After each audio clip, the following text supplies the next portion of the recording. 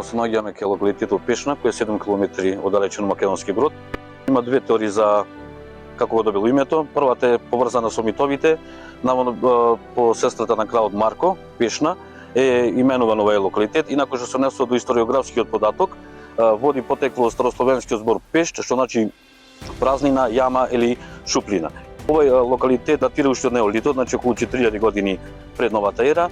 Има свој континуиран развој до 14 почетокот на 15 век. Својот развој го доживува за време на владењето на кралот Марко од 1371 година до 1395 година.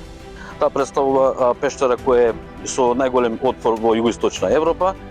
Висината изнесува околу 45 метри, ширината 56 метри, додека длабочината 124 метри до понорниот пештерски систем. Инаку доста интересен локалитет во овој регион и се наречените Девини кули, кои се на околу 2 км воздушна линија од локалитетот Пешна.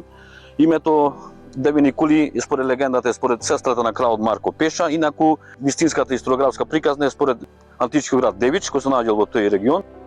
Моментално се наоѓаме во храмот Свети Никола Македонски Брод.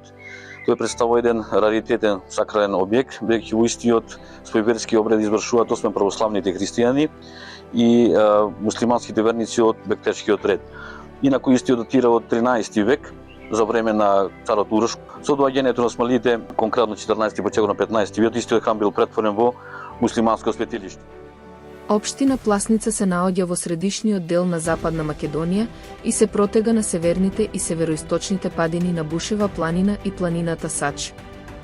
Територијата на општина Пласница има површина од 54,30 км квадратни и е најмалата општина во државата.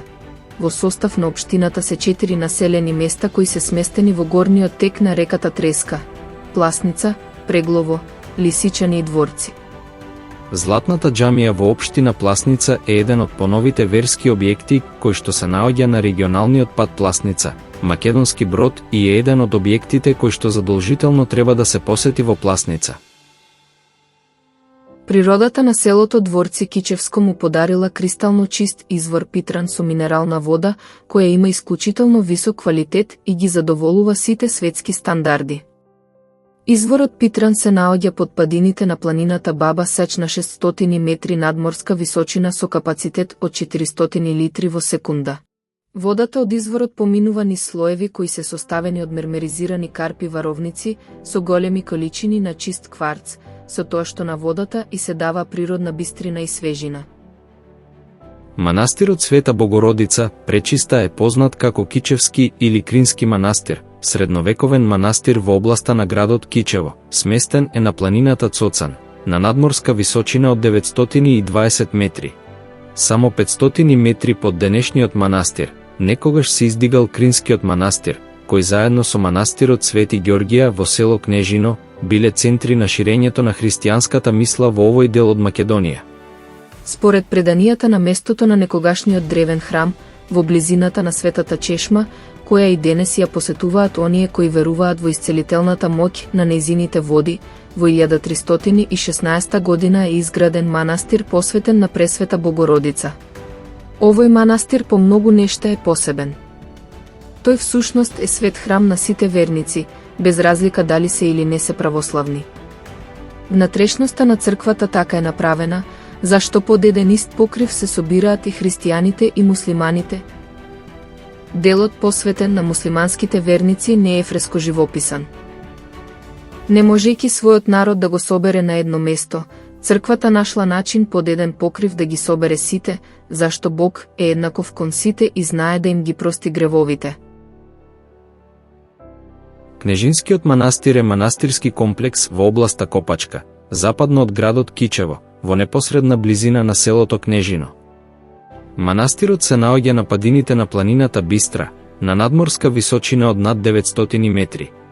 Во манастирскиот двор се наоѓаат две чешми низ кои протекува изворска вода, која народот ја смета за лековита. Манастирот посветен е на Свети Ѓорги. Во колективната меморија на населението од овој крај, во едно предание кое ја отсликува духовната и религиозната состојба, двата манастири ја преземале улогата на водители еден од друг.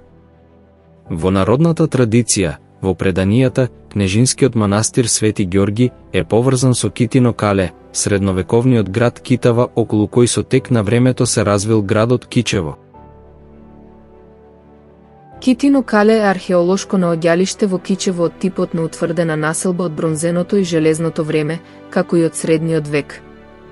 Местото го добил името Китино Кале по княгињата Кита, сестрата на крале Марко, која живеела во дворецот на Калето. Тврдината зафаќа површина од 1,5 хектари и опфаќа ѕидини во должина од 440 метри и 5 кули.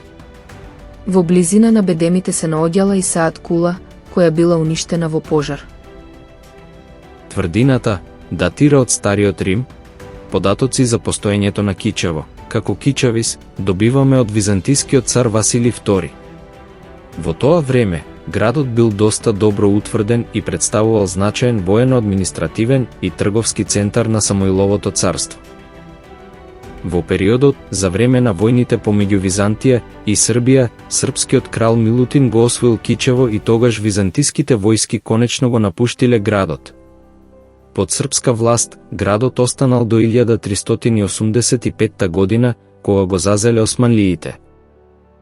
Ридот се издигнува на околу 20 метри од централното градско подрачје. Се претпоставува дека тврдината со градот околу имале 3 бедеми и неколку квадратни кули. Надворешниот го окружувал градот, а двете останати служеле за одбрана. Последното ниво било каде што денес се наоѓа спомен костурницата. Таму бил и дворецот. Портата на последното ниво и денес малку се познава и се наоѓа на скалите пред паркот, каде се уште стои една од кулите. При градењето на спомен костурницата се пронајдени и пари од времето на Александар Македонски и на Јустинијан, како и од времето на кралот Волкашин.